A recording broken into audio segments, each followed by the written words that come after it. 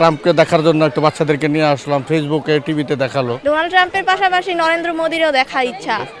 এর সাথে একটু নিয়ে আসলাম, যদি পারি ওদেরকেও দেখালাম, ওদের ঈদ আনন্দটা অন্তত অন্তত কিছু অন্তত আনন্দ ভোগ করতে পারলো। হ্যাঁ, প্রকৃতিকে অবশ্যই তাদেরকে দেখা, পশু পাখি, এই যে গাছপালাগুলো ওরা অনেক কিছুই চেনে না। আমরাও যারা দেখছি আমরাও চিনতেছি না, আমাদের বাচ্চারা তো আরও গাছের সাথে প্রকৃতির সাথে অপরিচিত হয়ে যাচ্ছে। তাই তাদেরকে প্রত্যেকটা গাছ, ফলমূল, পশু পাখি ওদের সাথে একটু পরিচয় করে দেওয়া, এটার জন্যই। চিড়িয়াখানার পরিবেশটা আসলে অনেক ভালো।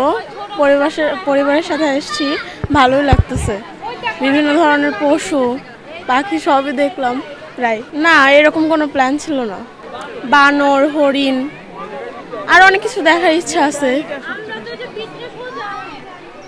হরিণ, কারণ হরিণ দেখতে আসলে অনেক সুন্দর, এটাই।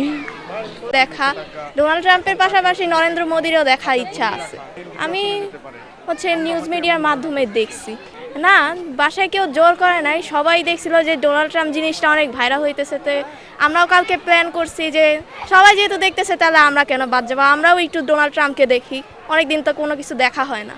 এই হায়না, বাঘ এগুলো দেখার ইচ্ছা। এই পর্যন্ত মাত্র আসছি, হরিণ দেখলাম আর বানর দেখলাম, আরও কিছু দেখা বাকি আছে। বিড়াল একটা পোষা প্রাণী হিসেবে খুবই ভালো, তাছাড়া যেহেতু আমাদের নবীজিও পালতেন, এই কারণে আমার কাছে খুবই ভালো লাগে।